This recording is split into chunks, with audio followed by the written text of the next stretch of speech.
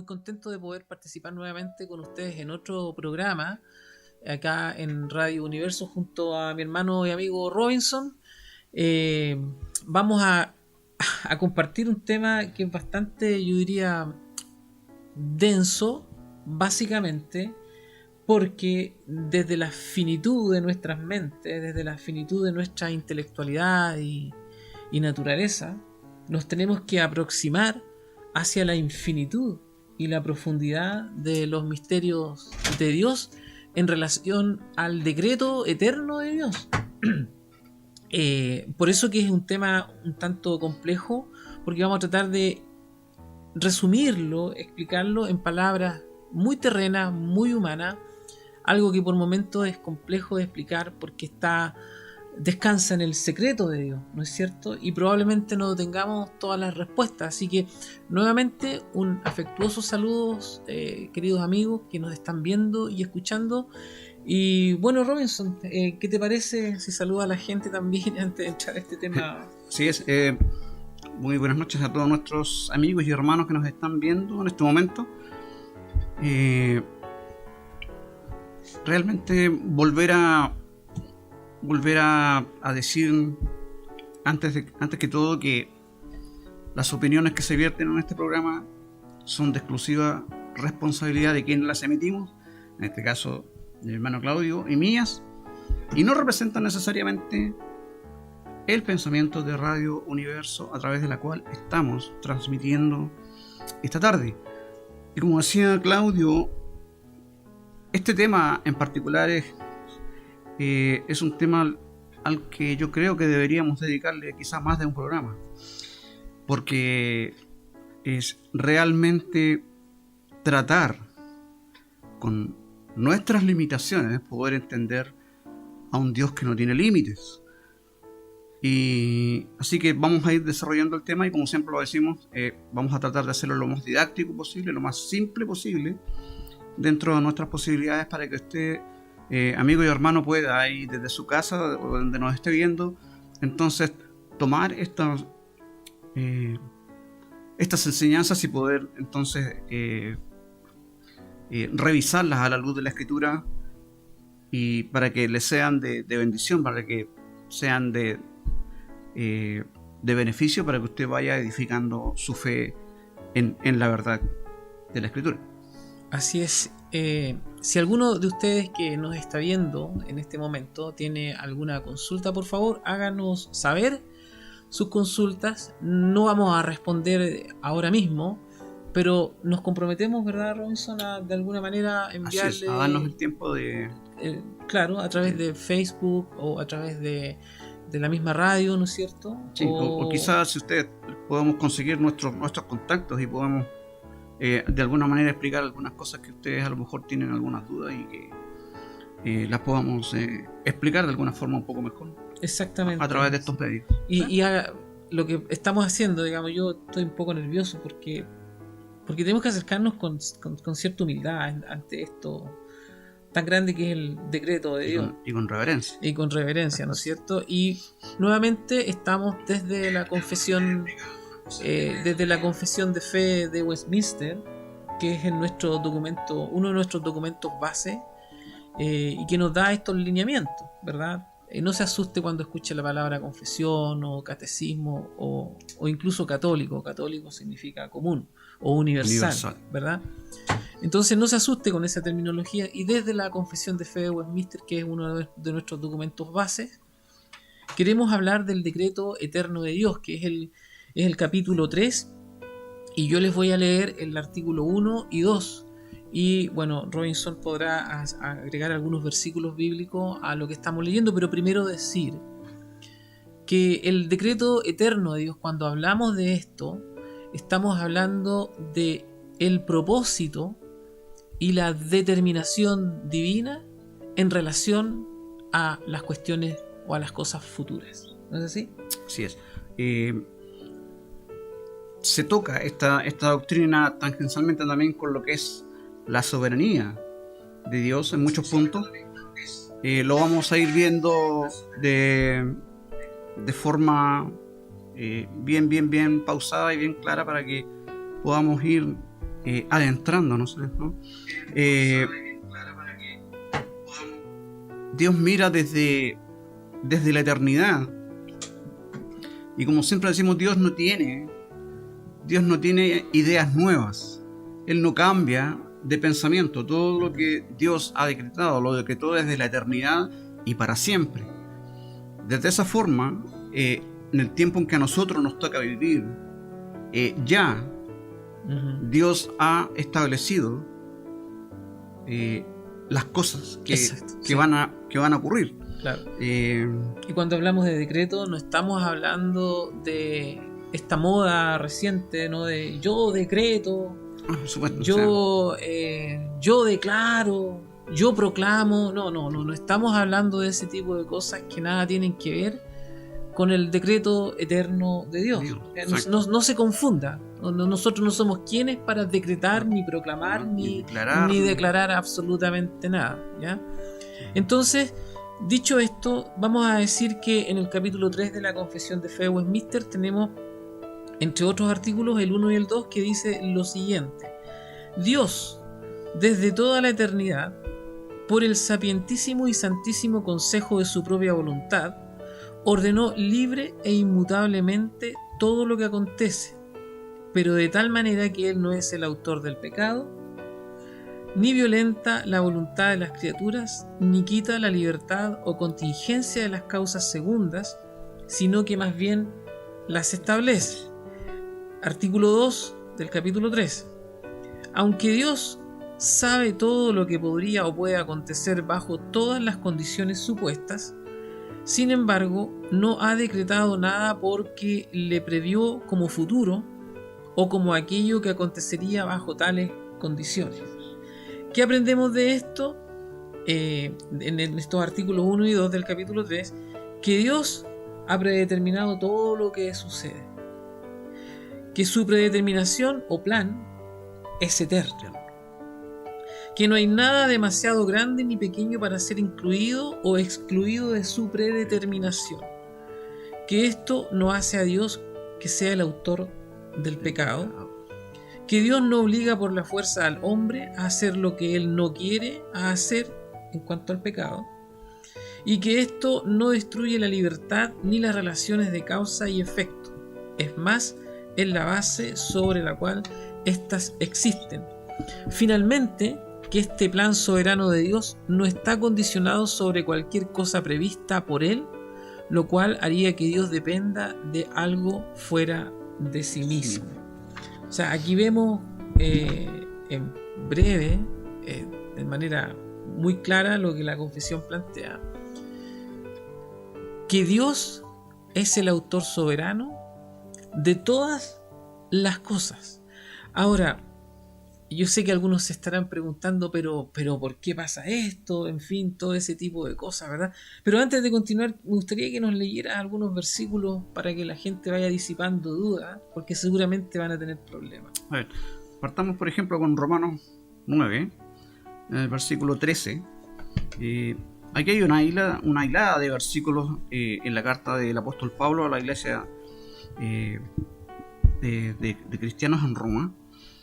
Y él establece aquí una relación bastante importante. Por ejemplo, en el versículo 13 dice: como está escrito, dice, a Jacob amé, pero a Esaú aborrecí. ¿Sí?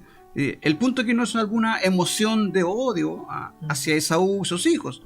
Malaquías, quien escribió esta declaración más de 1500 años tras la muerte de Esaú y de Jacob, ¿cierto?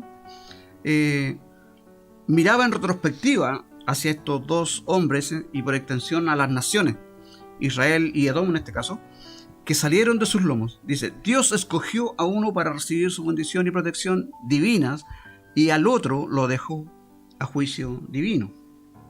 Bueno, disculpa que te interrumpa acá, pero cuando hablamos del decreto también hablamos de las cosas particulares que suceden en la vida de las personas, como es el tema de la salvación.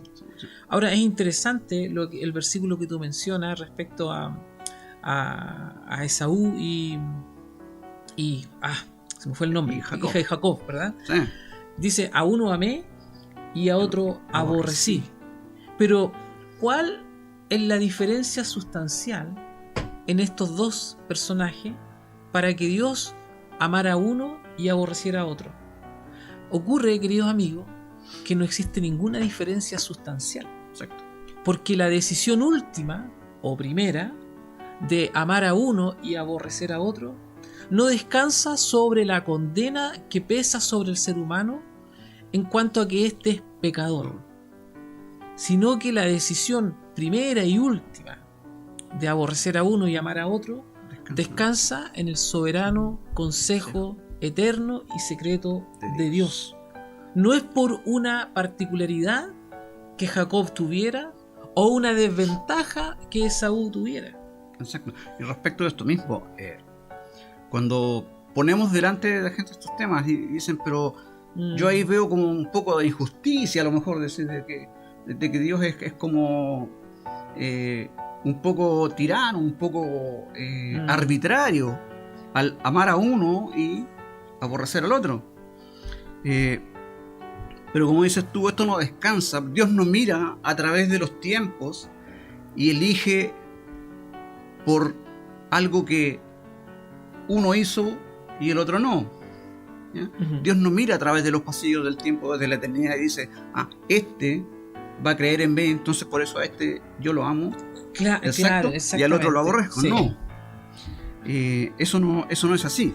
De hecho, eso es una distorsión de la doctrina, porque hay quienes plantean que a este lo eligió porque Dios vio que este finalmente creería, y eso es un problema, porque finalmente el peso, la decisión de a quién salvo o a quién no salvo descansa final y últimamente en la voluntad de la persona, entonces y no en el secreto de Dios, ¿verdad? Se convierte entonces en una salvación por obra, finalmente. Claro. ¿Ya? Totalmente contrario a la doctrina de ¿cómo se llama? De los decretos. Porque Dios hizo esta diferencia ya en la eternidad pasada. Y en realidad es el decreto, claro, no los decretos, sino que es uno y eterno. Es entonces interesante cómo nosotros nos planteamos frente a esta disyuntiva cuando la Escritura nos arroja esto a la cara. Y entonces, ¿cómo sopesamos? Porque es difícil y es complicado entonces entender. Y muchas veces, desde la ignorancia, nosotros alguna vez dijimos, pero esto está mal, o sea. Claro. Lo que pasa es que es aquí donde colisiona. A ver, vamos un poco rápido, la verdad es que desembocamos súper rápido en el tema, digamos, de a quién Dios elige y a quién no, que es también parte del decreto de Dios, ¿no es cierto? Creo que no era una intención desembocar tan rápido en eso, por eso quisiera volver un poquito atrás.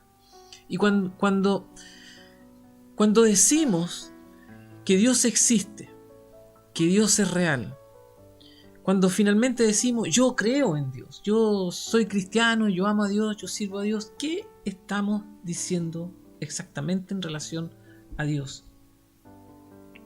¿Estamos viéndolo desde el punto de vista humano, de las emociones, de las convicciones que uno pueda tener eventualmente? ¿O estamos diciendo que al momento de aceptar la existencia de un Dios y finalmente creer en ese Dios, no estamos diciendo que este Dios, si entendemos bien el concepto de Dios, es capaz finalmente de decretar cosas? Porque si vemos a Dios como un ser que es incapaz de hacer esto o lo otro, o que arbitrariamente hace una cosa o la otra, entonces estamos minimizando, estamos reduciendo a la persona de Dios a un ente similar a nosotros. Pero no es así.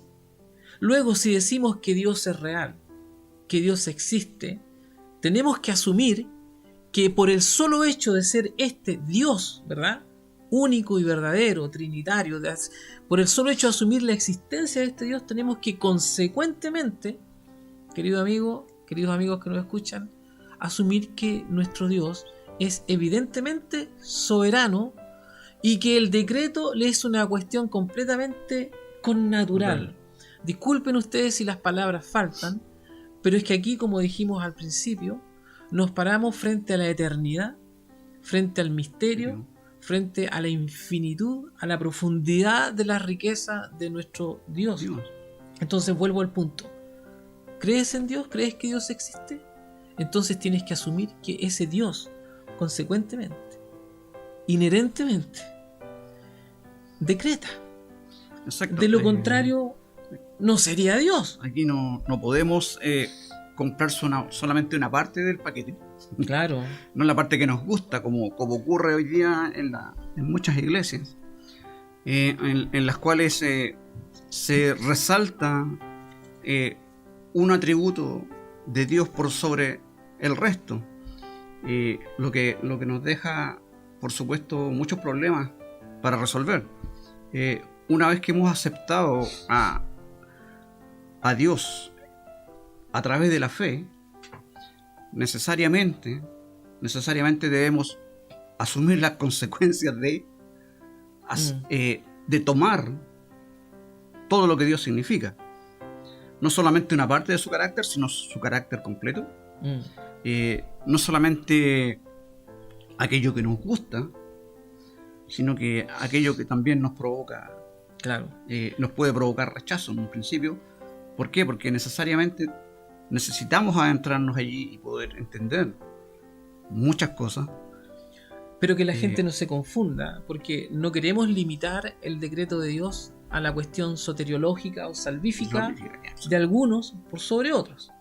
Porque el decreto eterno de Dios, para que la gente entienda y nos siga en esto, es el plan o propósito que Dios tiene para la creación, donde Él ha ordenado y predeterminado todo lo que sucede, incluyendo la salvación de los suyos. Exacto. Y cuando decimos que Él ha preordenado, ha establecido, ha determinado todo lo que sucede, estamos diciendo justamente eso, todo lo que sucede. De lo contrario, Dios no sería Dios. ¿Correcto? No sé si tienen más versículos ahí que... Por ejemplo, esto lo podemos ver también en el Antiguo Testamento. De cómo en el plan de Dios las figuras están puestas de una manera tan ordenada, predeterminada, que sirven a los propósitos de Dios. Por ejemplo, en el versículo 17 de Romanos 9 dice: porque la Escritura le dice al faraón: te he levantado precisamente, escucha bien, te he levantado precisamente para mostrar en ti mi poder y para que mi nombre sea anunciado por toda la tierra. Si vamos al contexto de este versículo, ustedes saben que cuando el pueblo de Israel está cautivo en Egipto y Dios levanta a Moisés para ser el libertador de su pueblo, de la misma forma Dios toma a Faraón y endurece su corazón para que él sea la contraparte. Y entonces, a través de esta experiencia de conflicto, dice Dios en el versículo: para mostrar en ti mi poder y para que mi nombre sea anunciado por toda la tierra. Claro, y se muestra lo que acabas de decir, pero es muy interesante también, que se muestra por medio de esta situación, se muestra la justicia de Dios. Y por otro lado, se muestra la misericordia de Dios. Hay dos aspectos importantes. Y si nos vamos recorriendo la Escritura, nos vamos a encontrar con... Uy, la historia de José. La historia de José es maravillosa, ¿no? Los hermanos lo vendieron, lo querían primero hacer desaparecer, ¿verdad? Finalmente terminan vendiéndolo a unos mercaderes. Estos lo llevan a Egipto.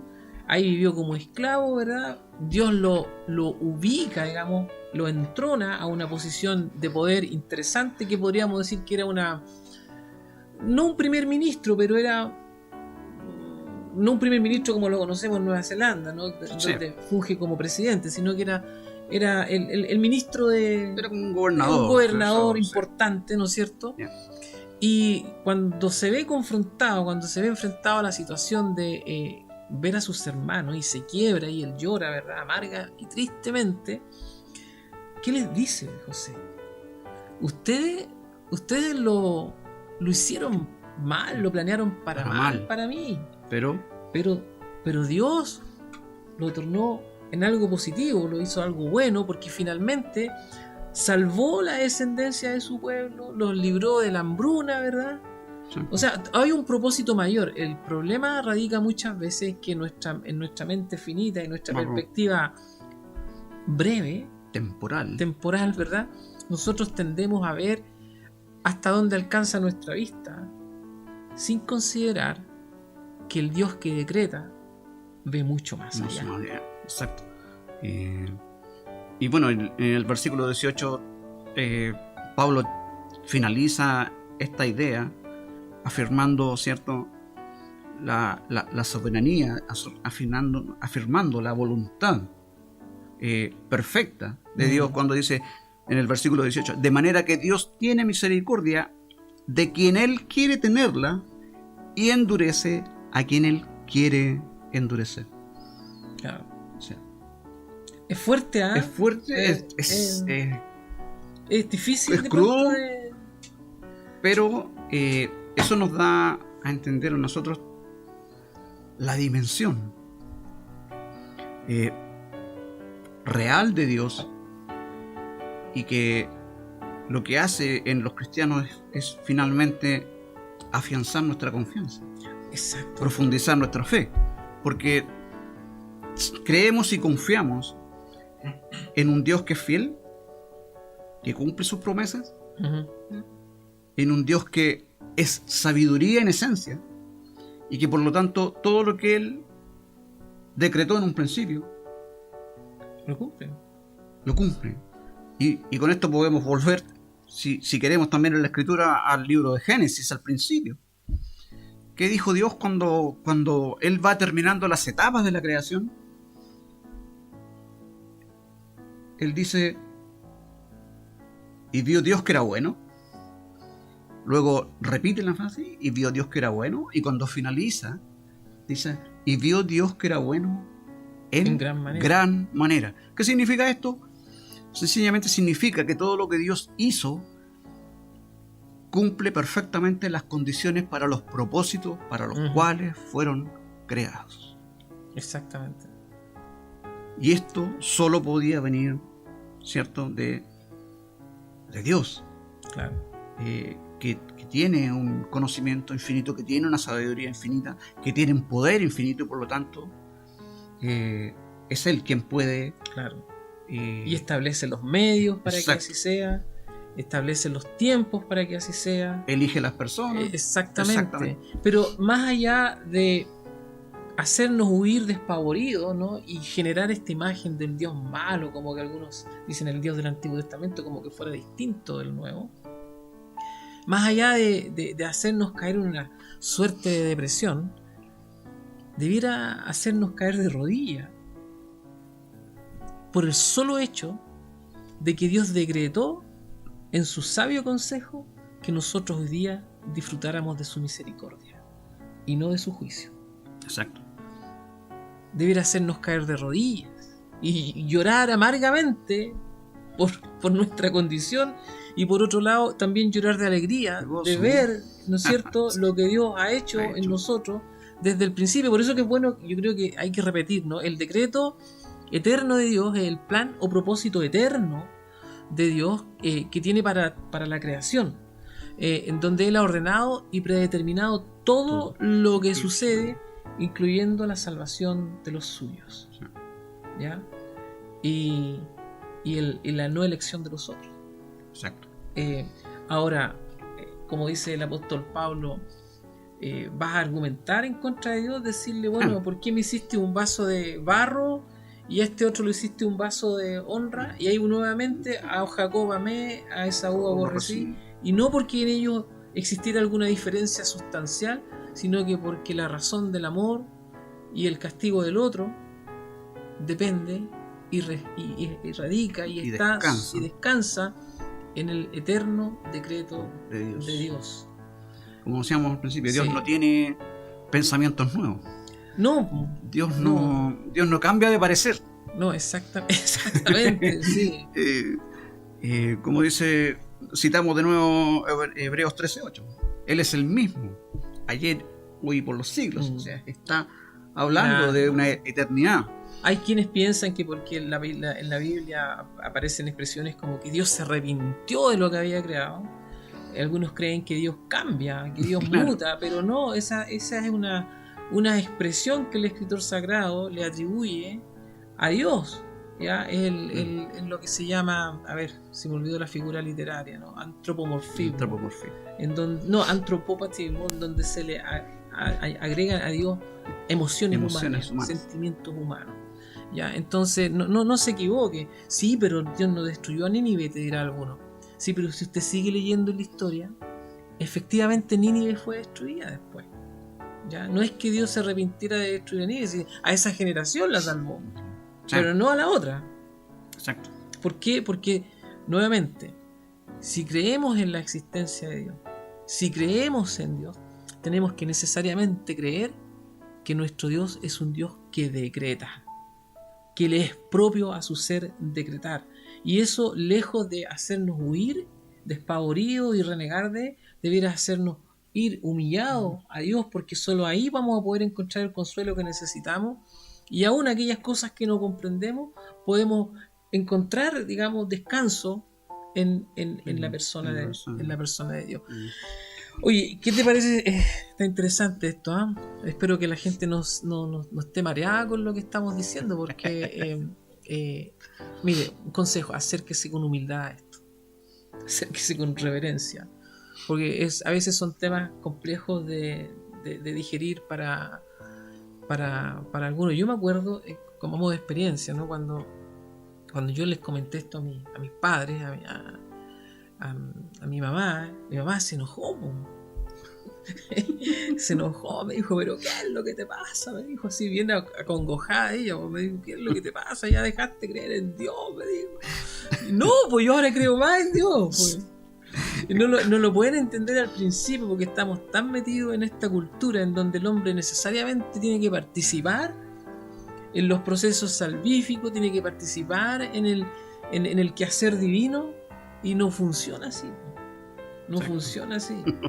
Entonces, claro, mi mamá después estaba triste, pero ya después se calmó un poco. Y obviamente uno, cuando llega al conocimiento de esto, a veces también se vuelve loco, ¿no? Cuando uno es joven, mucho más que ahora, ¿no? Inexperto en la vida. Como me dijo alguien hace muchos años atrás, me dijo, no vayas al seminario porque vas a salir hablando cabeza de pescado.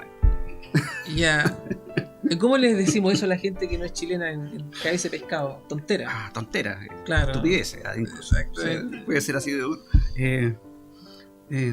Sí, me dijo, yo tengo conocidos, mis amigos que se fueron al seminario, me dijo, y volvieron hablando estupideces, volvieron hablando cabeza de pescado. Sí. Al principio, claro, uno se vuelve un poquito loco, ¿no? Pero luego uno va aterrizando todo esto. Lo va aterrizando, ¿verdad? Y uno lo va madurando y va masticando con calma. Vamos al artículo 3 del capítulo 3 de la confesión. Y vamos al 3, el 4 y el 5, ¿ya? Por el decreto de Dios y para la manifestación de su gloria, algunos seres humanos y ángeles son predestinados y preordenados para vida eterna, y otros preordenados para muerte eterna. Aquí pasa lo que dijimos, es donde Dios manifiesta, ¿no? Para su propia gloria, se hace manifiesta aquí su justicia, sí, pero también se hace manifiesta aquí su misericordia, ¿ya? Porque va a ser un alto aquí. Es interesante cuando te contradicen o te quieren contraargumentar, ¿no? Te dicen que Dios es soberano, te dicen, y lo repiten como una cantinera, ¿no? Dios es soberano, Dios es soberano, pero no son capaces de aceptar que algunos no se van a salvar. Sí. ¿Ya? Entonces, si no son capaces de aceptar eso, ¿cómo entonces entienden lo anterior? ¿Cómo entiendes que Dios es soberano? Si Dios es un Dios que evidentemente discrimina. ¿Por qué está? Eso descansa, digamos, en el secreto de su decreto. Su decreto. Exacto. Estos ángeles, artículo 4, y también los seres humanos, así predestinados y preordenados, están particular e inmutablemente designados, y su número es tan cierto y definido que no se puede aumentar ni disminuir. Aquellos de la humanidad que están predestinados para vida Dios, según su eterno e inmutable propósito y el consejo secreto y beneplácito de su voluntad, los ha escogido en Cristo para gloria eterna, antes que fueran puestos los fundamentos del mundo, por su pura y libre gracia y amor, sin la previsión de la fe o buenas obras, o la perseverancia en ninguna de ellas, o de cualquier otra cosa que haya en las criaturas, como condiciones o causas que lo muevan a ello, y todo para alabanza de su gloriosa gracia. Es lo que decíamos de Jacob y Esaú, ¿verdad? Cuando dice que Dios con quien quiere tiene misericordia y quien Sí, quiere endureza. Sí, dice, el acto poderoso de Dios al liberar a Israel de la mano del faraón demostró dos grandes verdades. Tanto Moisés como Faraón eran pecadores malvados y hasta homicidas, los dos. Y eran por igual dignos de ¿qué cosa? De la ira de Dios. Y el castigo eterno. Moisés recibió misericordia, mientras Faraón recibió el juicio de Dios, porque esa fue la voluntad soberana de Dios. Claro. Ahí nos muestra entonces estos dos aspectos de cómo Dios, desde la eternidad, dice, antes de la fundación del mundo, esto fue decretado. Claro. Y vino a ocurrir entonces dentro de un tiempo determinado. Que Dios establece también. Exactamente. Y ahí es donde se conflictúa el ser humano, porque por ejemplo cuando lee lo ocurrido con Jesús, que fue injustamente acusado, injustamente castigado, pero esto por el decreto de Dios. Y ahí habla del hijo de perdición, que fue Judas. Y entonces la gente se conflictúa y dice, ¿pero cómo? Claro, y aquí es en donde las personas tratan de ser más divinos que Dios. Sí. Pero no se puede. Quieren ser más buenos que Dios. Claro. ¿Tienes más? Sí, acerca de esto también vemos esta contraposición desde la visión humana de esto, sin entender, por supuesto, los decretos y la voluntad soberana de Dios. Dice, entonces me dirás, ¿por qué Dios todavía nos echa la culpa? ¿Quién puede oponerse a su voluntad? El versículo 20 en Romanos 9 dice, pero tú, hombre, ¿quién eres para discutir con Dios? Hace ahí el apóstol una pregunta retórica, ¿cierto? ¿Acaso el vaso de barro le dirá al que lo formó por qué lo hizo así? Oh hombre, ¿quién eres tú para que alterques con Dios? Mira. La naturaleza de la respuesta de Pablo deja en claro que no se dirige a los que tienen preguntas honestas sobre esta doctrina compleja, sino a los que pretenden usarla como excusa para su propio pecado e incredulidad. Exactamente. Y en estos artículos, el 3, el 4 y el 5 del capítulo 3, aprendemos que Dios decreta quién será salvo y quién quedará en su estado de perdido. Que esta determinación es inmutable. Que la decisión de Dios no está basada en ninguna condición que Él prevea que ellos cumplirán, y que el máximo propósito que Dios tiene en todo esto es la manifestación de su propia gloria. Exacto. No es que sea un Dios vanidoso, o sea, vuelvo aquí a lo que decíamos al principio. ¿Crees que Dios es Dios? ¿O no? No. Sí. ¿Crees que Dios es soberano? No. ¿O no? No. O sea, ¿crees que Dios... Es que es imposible no tener un Dios que no decrete, o sea, ¿lo planteé bien o no? Es imposible creer en un Dios incapaz de decretar. Exacto. Es imposible creer en un Dios incapaz de hacer su voluntad. Es imposible creer en un Dios incapaz de ayudar a algunos y a otros no. Porque de lo contrario, si no aceptamos eso, si no creemos, entonces Dios no es Dios. No es Dios, exacto. O sea, ¿en qué clase de Dios creemos? Si Dios no es Dios, pues. Ese es el tema. Entonces la gente repite como cantinela, Dios es soberano, Dios es soberano, Dios es soberano. Pero cuando llega a la cosa particular, ¿no?, de los decretos de Dios, entonces ya Dios no es tan soberano. No es tan omnipotente, omnisciente, ni es tan grande como creen ellos que realmente.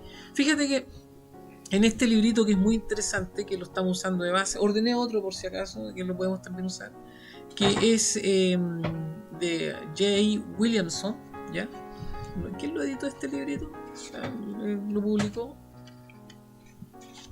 ¿Editorial? Sí, la editorial, ya me perdí. Estandarte de la verdad. Ya. Es un muy buen libro que se lo he recomendado a la gente. Dice algo muy interesante.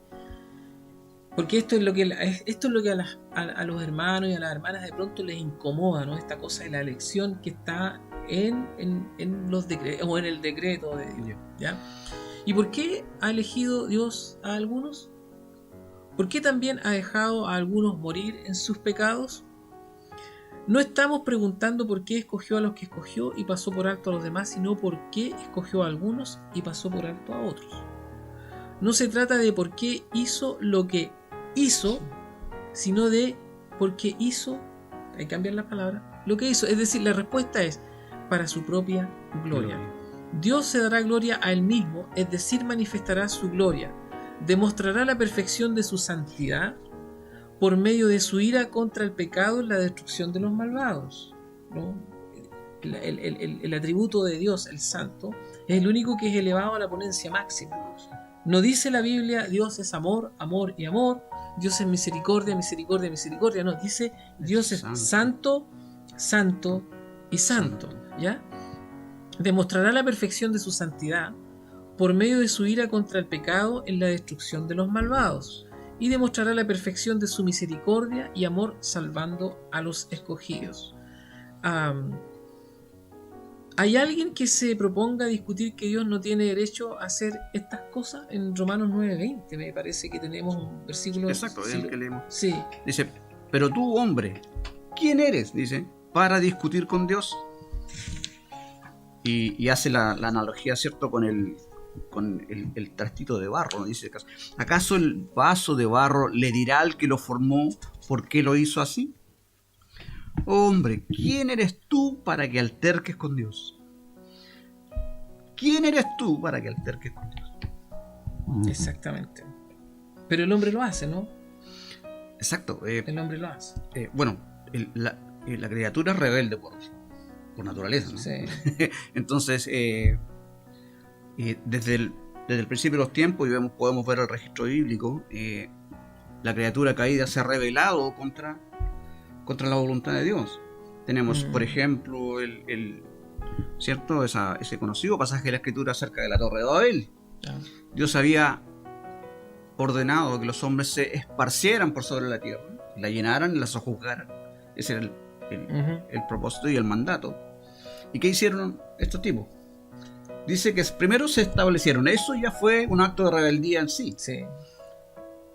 Se establecieron en la llanura y luego comenzaron a levantar esta torre. Y ahí hay varias cosas interesantes que notar, porque el propósito de ellos era, como dice la Escritura, hacerse un nombre. Y ellos querían que esta torre llegase hasta el cielo. O sea, hay ahí el deseo del hombre de ocupar finalmente el lugar de Dios, claro, haciéndose señor sobre sus ¿cierto? Los reyes, haciéndose reyes y señores sobre sus iguales, básicamente para ocupar el lugar de Dios. Y entonces ya desde tiempo antiguo tenemos ese registro continuo de la rebelión, o sea, de ir contra de lo que Dios había.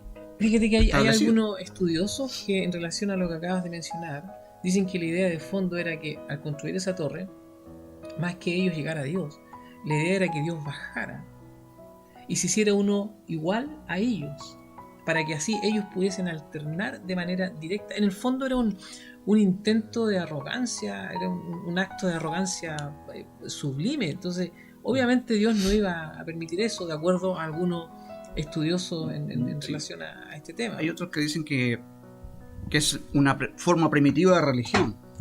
O sea, que esta torre no era una torre cualquiera, era un templo. Era un templo para que allí, obviamente, habitara la presencia de este Dios. Ahora, cuando Dios ve este asunto ¿cierto? Y baja a ver qué es lo que estaban haciendo y confunde las lenguas. Sí, o sea, no es que baje, para que la gente no... Sí, no baja, sino que él viene para ver, ¿no? Y ¿Y qué es lo que hace? Cuando confunde las lenguas y estos grupos necesariamente tienen que separarse, Claro. ¿cierto? Porque ya no tenían primero la herramienta de la lengua común, entonces por lo tanto ya no podían comunicarse, entonces se agruparon aquellos que hablaban un mismo lenguaje y se apartaron a diferentes lugares, finalmente para cumplir el propósito Claro. que Dios había establecido al principio. Y ellos se llevan con ellos el conocimiento, ¿cierto?, de la sociedad, del grupo, se llevan la cultura, pero también se llevan la religión. Y es por eso que vemos que a través de todo el mundo, en todas las civilizaciones antiguas y aún en las modernas, hay algún tipo de religiosidad, hay algún tipo de adoración a algo. ¿Por qué? Porque eso está tan metido en el ADN del ser humano. Bueno, de hecho, Luis Berkhoff, en su teología y en su sumario de doctrina cristiana, él dice que el origen de la religión es justamente el corazón humano. Y sin ir más lejos, si uno lo exacerba, como en algún momento ha ocurrido en la historia, Juan Calvino llegó a decir que el corazón humano es una fábrica de ídolos. Es decir, nosotros propendemos a la religiosidad, ¿no es cierto?, esa cuestión mística, propendemos a acercarnos de alguna manera a lo divino. Claro, es una idea que necesariamente está oscurecida por el pecado. Exacto. Y es por eso que existen las religiones que existen en todo el mundo, ¿cierto? Sí. Esta necesidad de volver a unirse con lo... Bueno, eso significa religión en el latín. Volver a unir, claro. Volver a unir o volver a atar. Entonces, y lo podemos ver si miramos a nuestro alrededor, en todo el mundo ocurre, en todas las sociedades ocurre lo mismo. Perfecto. Pero es una visión que está absolutamente distorsionada y oscurecida por el pecado. Entonces, por lo tanto, es por eso que las religiones no conducen a ninguna parte. O sea, aunque seamos religiosos. Claro. O sea, de hecho, el cristianismo también es una religión. Porque hacemos proselitismo. Bueno, de hecho, esto no tiene que ver con el tema necesariamente, pero hay quienes dicen, no, Jesús no es religión. Pero sí somos una religión. Sí. Y una religión que ha impactado fuerte la cara del mundo. Exacto. Es una religión que realmente ha sido un impacto potentísimo. Sí. Cambió la faz de Europa en su momento, ¿verdad? Ahora está cambiando en algunos lugares de Centroamérica, también está cambiando para mejor. O sea, sí creemos en una religión. Un impacto beneficioso. Claro, o sea, nadie puede desconocer eso de la religión cristiana. Sigamos, oye, porque todavía nos queda paño que cortar acá. Sí. En el artículo 6 del capítulo 3 dice: puesto que Dios ha designado a los elegidos para gloria, así también por el eterno y más libre propósito de su voluntad, ha ordenado todos los medios para ello. Por lo tanto, los que son elegidos, estando caídos en Adán, son redimidos por Cristo, son eficazmente llamados a la fe en Cristo por su Espíritu, que obra a su debido tiempo. Son justificados, adoptados, santificados, y por su poder son guardados para salvación por medio de la fe. Ni hay otros que sean redimidos por Cristo, eficazmente llamados, justificados, adoptados, santificados y salvados, sino solamente los elegidos. Bueno, cuando uno estudia un poco este tema de la regeneración, ¿verdad?, la obra del Espíritu Santo que hace nosotros, uno finalmente concluye que efectivamente fue así. Ahora, en este artículo, la confesión dice, lo que no aprendemos es que Dios, al determinar el fin que quiere lograr, a la vez determina la forma en que lo hará cumplir. Que Dios ha determinado que los elegidos sean salvos por un llamamiento eficaz: la justificación, la adopción, la santificación y la perseverancia en gracia, y que los que carecen de esta forma divinamente determinada no está dentro de los elegidos, tomando en cuenta las excepciones notadas en los capítulos que vimos en el 10º artículo 3, ¿verdad? Entonces, finalmente esto descansa. Aquí nos traen agüita. Te acepto, gracias. Finalmente esto descansa, como decíamos, en el decreto de Dios. En Romanos encontramos Exacto. algunos versículos. Sí, lo que se llama la famosa cadena de oro. Y decimos que esto ya fue decretado desde antes de la fundación del mundo, por lo tanto no va a haber ningún cambio en el modo en que Dios lo decretó. Pablo decía que Dios escogió salvarnos por la locura de la predicación a los escogidos. Y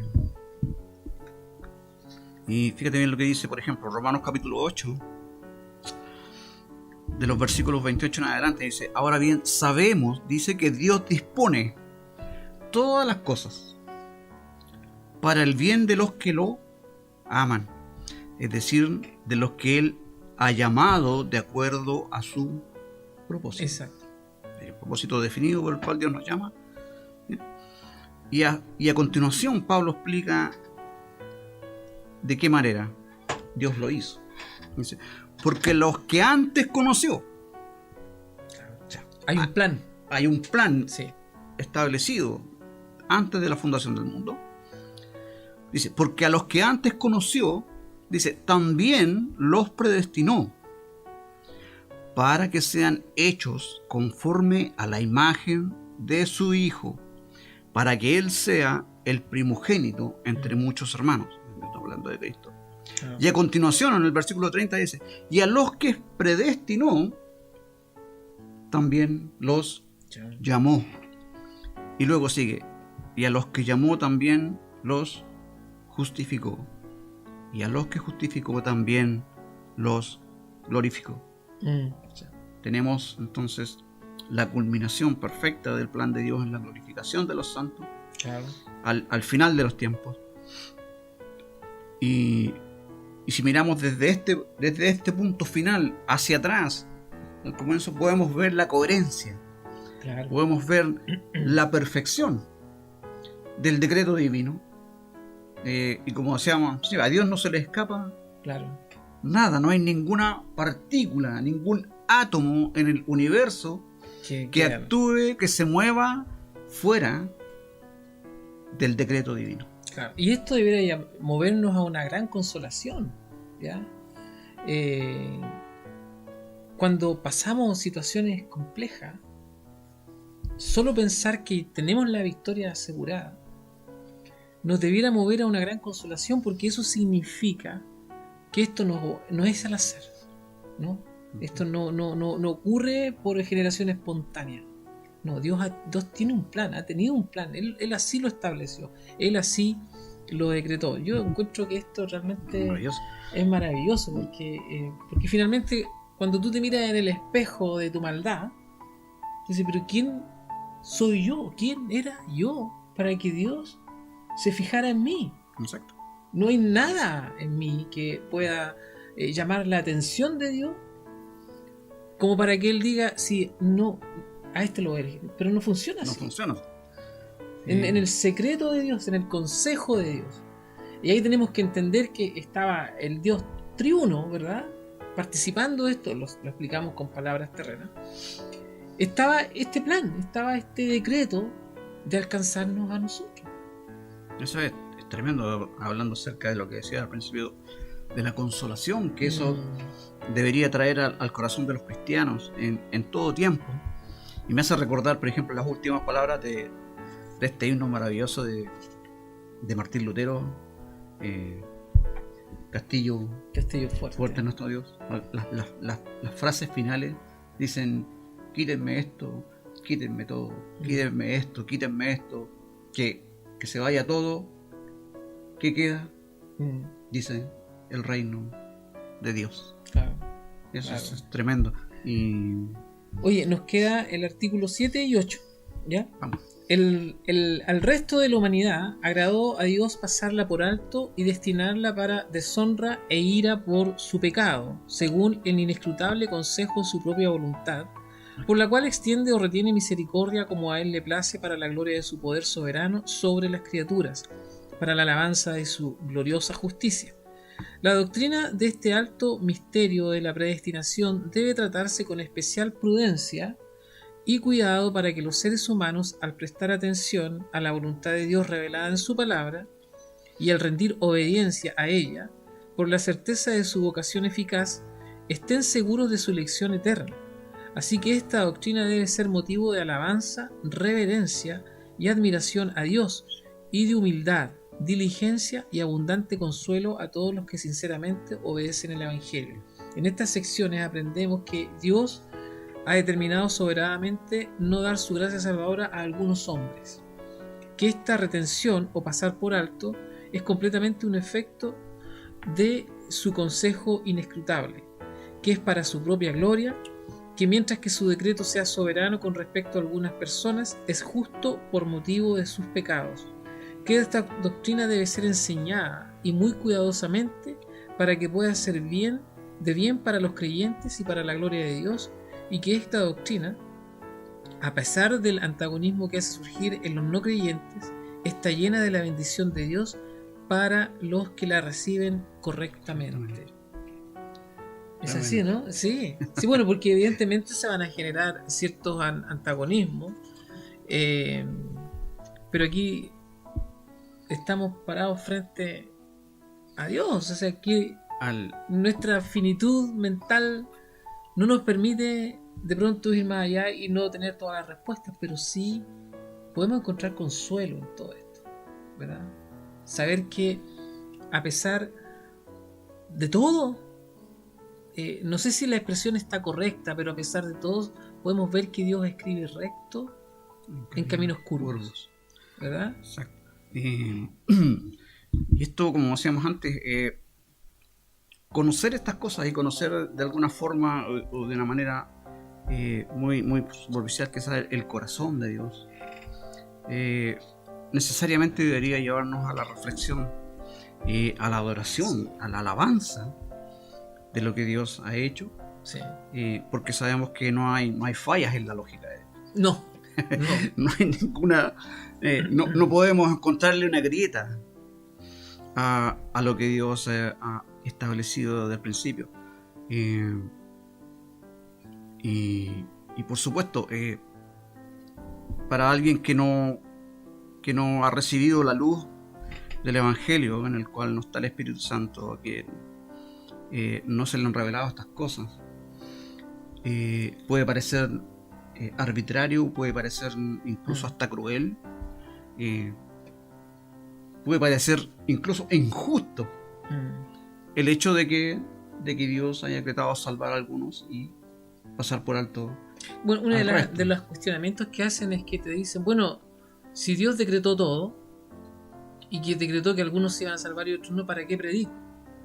Justamente para correr el velo de aquellos que aún no han sido avivados en su espíritu por la palabra de Dios y que finalmente van a ser alcanzados por Dios. Para eso predicamos. Exacto. Nosotros no sabemos quiénes son los escogidos. Claro. Eso solo Dios lo sabe. Es por eso que el llamado es general. El llamado a la predicación es para todos, ¿cierto? ¿Quiénes responderán positivamente a la predicación del Evangelio? Serán justamente aquellos a quienes Dios escogió, claro, desde antes de la fundación del mundo. Exactamente. Ellos van a responder al llamado de la predicación del Evangelio. Claro. Nosotros no lo sabemos, entonces debemos predicar. Claro. Y finalmente sus ovejas van a escuchar su voz. Su voz. Y lo van a seguir. Finalmente. Como dice la Escritura. Exactamente. Bueno, hemos llegado al final del capítulo 3 del decreto eterno de Dios. Y quisiera resumir aquí, digamos, para que no se queden con ideas tanto difusas de pronto, ¿no? Porque es un tema, yo diría, por momentos denso, ¿no? Denso. ¿No? El decreto eterno de Dios es el plan o propósito eterno de Dios que tiene para la creación, donde Él ha ordenado y predeterminado todo lo que sucede, incluyendo la salvación de los suyos. Este decreto es el fundamento de la providencia de Dios, su gobierno y cuidado de todas las cosas. La providencia de Dios, ¿no es cierto?, es la manifestación activa de la soberanía de Dios en todo, ¿no? Porque la gente dice, oh, yo creo en la providencia de Dios, pero ¿qué es la providencia de Dios? Bueno, la providencia de Dios, esto está todo como, sí, acá no hay dietas, como acabas de decir. La providencia de Dios es la manifestación activa de la soberanía de Dios en todo el quehacer, ¿no?, humano, ¿verdad? El decreto eterno de Dios se describe en términos generales como un plan o propósito eterno, un plan que abarca todo, un plan que es inmutable e infalible, un plan que se manifiesta en la historia, un plan que es de acuerdo con su voluntad libre, un plan que tiene como objetivo principal la gloria de Dios. ¿Qué te parece, querido? Llegamos al final a la corona. Exactamente. O, como dice la Biblia, o profundidad del... Ah, se me fue el texto. O profundidad de las riquezas de Dios, ¿no? ¿Cómo es el texto? Se me fue. A ver si lo encuentro. Pero bueno, ya. El tema es que estamos aquí parados frente a al gran misterio, a la gran profundidad de la riqueza insondable de nuestro Dios, ¿verdad? Entonces, invitar a la gente, a los amigos, a los hermanos que nos están viendo, a que se acerque a esto con temor, con reverencia, con respeto y en profunda humildad. Nosotros no creemos saberlo todo. Es más, no lo sabemos todo. Yo no lo sé todo, ni lo he alcanzado todo. Así que, pero si alguno quisiera en el futuro hacernos alguna pregunta en el chat, ahí podemos invitar a las personas para el culto que tenemos los días viernes. Bueno, tal vez tú puedas invitar porque no sé la...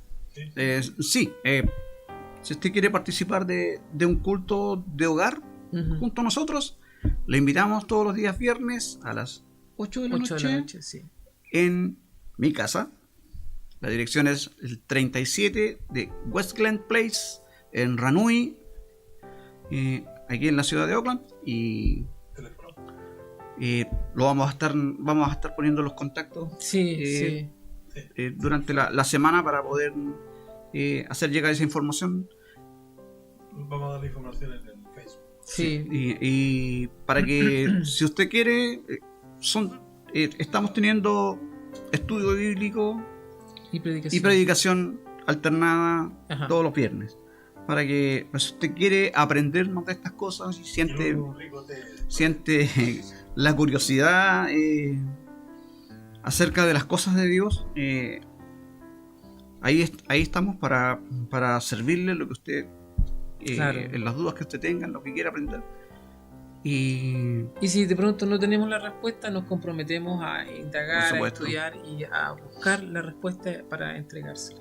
Exacto. Así que, queridos amigos, hermanos, que Dios los bendiga. Nos vemos el próximo lunes, Dios mediante, en esta misma hora, en este mismo canal. Y el viernes quedan cordialmente también invitados a la casa de mi amigo y hermano Robinson a una reunión, un culto de hogar. Así que Dios les bendiga grandemente.